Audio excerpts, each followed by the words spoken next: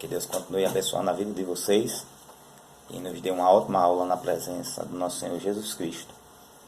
A lição de hoje é a lição de número 10, que traz por título As lutas dos hebreus no tempo da conquista. O texto do dia: pois não conquistaram a terra pela sua espada, nem o seu braço os salvou, e sim a tua destra, e o teu braço, e a luz da tua face, porquanto te agradaste deles. Salmo de número 44, versículo 3.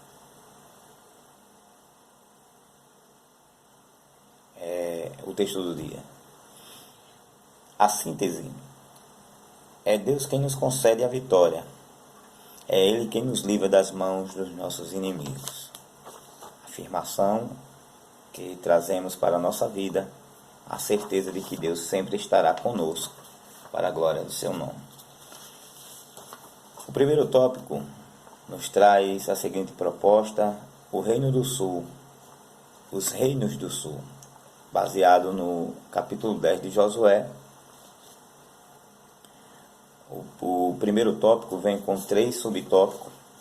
O primeiro subtópico: os inimigos do sul. O segundo subtópico: Deus luta por Israel. E o terceiro subtópico: homens maus. Iremos fazer um breve comentário. Espero que sirva de bênção para a sua vida nesta manhã. Os inimigos do sul. A notícia sobre a vitória de Israel, bem como em face da aliança firmada com os heveus, ao invés de provocar uma onda de arrependimento nos demais habitantes do sul, fez seus reis empreenderem um ataque à cidade dos Gibeonitas. Queridos, o nosso Deus, Ele não tem amor, Ele é o próprio amor, mas também Ele é justiça. E Deus sempre tem dado oportunidades para que o ser humano, antes que sua taça encha, antes que a taça da ira de Deus se encha, Deus tem dado a oportunidade para o ser humano se arrepender. E aqui foi dado várias oportunidades a este povo. Quando eles percebem a união entre Josué e os Gibeonitas, os heveus, o que é que fazem os demais povos? Se unem. Os reis se unem e vão bater de frente com o povo de Deus. E Deus vai dando uma oportunidade a este povo e eles não aproveitaram. O que acontece? Quando não se arrepende, vêm as consequências. E houve apenas uma reação à agressão injusta, o que fez toda a diferença no campo da diplomacia. A justiça de Deus estava trazendo a recompensa devida aos históricos e atos de impiedade daqueles povos. Ninguém pense que vai aprontar e ficar de graça. Ninguém pense que vai pelejar contra Deus, vai se levantar contra Deus e vai ficar impune. A taça de Deus enche. E quando ela enche, queridos, sai da frente, né? Quando ela enche, a punição vem. Em Apocalipse, no capítulo de número 16, e o versículo de número 9, está escrito assim: e estes foram queimados pelo forte calor, e amaldiçoaram o nome de Deus, que tem o domínio sobre estas pragas. Contudo, recusaram arrepender-se e a glorificá-lo. A intenção de Deus sempre é que se arrependam, mas se não quiser se arrepender, se prepare para as consequências. E este texto de Apocalipse aponta para os nossos dias atuais. A taça de Deus está enchendo. Daqui a pouco a cobrança chega, queridos. Aí não vai ter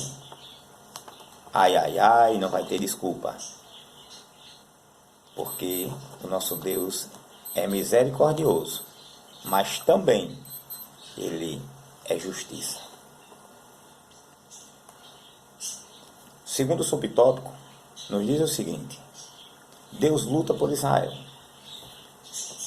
É bem verdade, queridos, que as vitórias de Israel, elas não estavam enfatizadas na habilidade que Israel tinha de guerra, de batalha nas suas armas.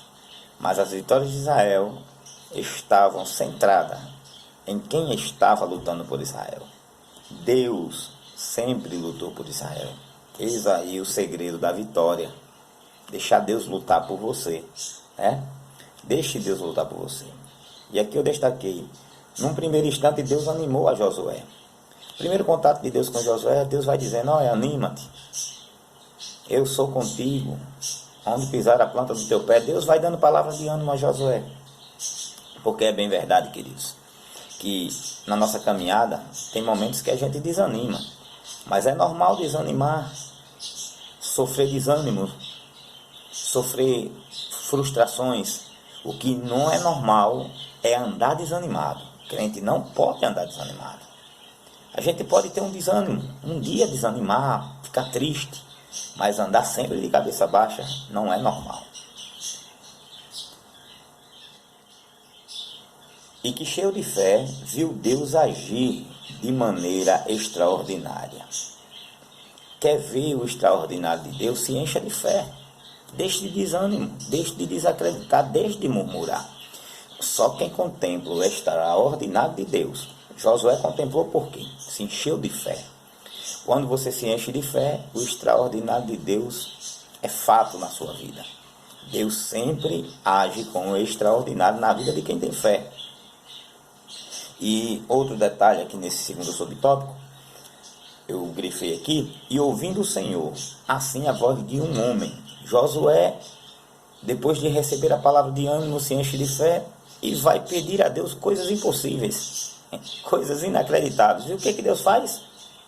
Realiza. Porque quando se tem fé, se ora. E quando se ora, Deus ouve. Clame a mim, responder-te, anunciar-te coisas grandes e firmes que não sabes. Glória a Deus.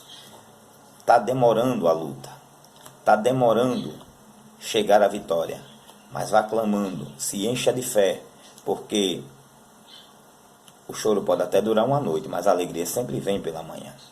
Mas aí você vai dizer, mas Daniel, Josué era Josué, mas em diversos textos da Bíblia Sagrada vai nos relatar que homens oraram e Deus respondeu a oração desses homens.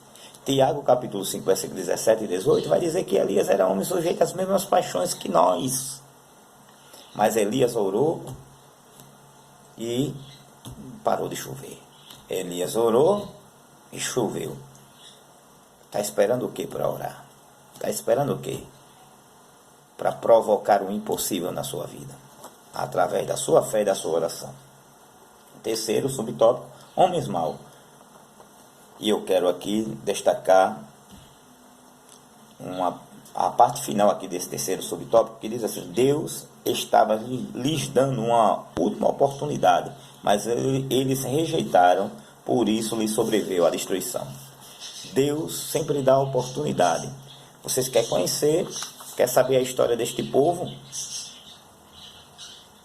Levítico capítulo 18 conta bem direitinho. Por que é que esse povo foi punido desta forma?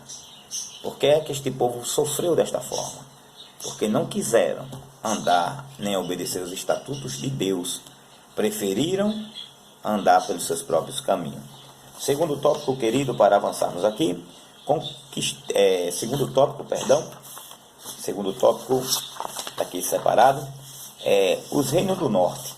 Baseado aqui no capítulo de número 11 de Josué. Deus reúne os inimigos do norte. Flávio José vai fazer aqui um comentário, mas era tanta gente. Flávio José vai dizer que eram 300 mil homens na infantaria, 10 mil cavalos e 20 mil carros de guerra. Ao passo que o escritor bíblico diz, usando uma hipérbole, que é o número deles, que o número deles podia ser comparado aos grãos de areia na beira do mar, na praia do mar.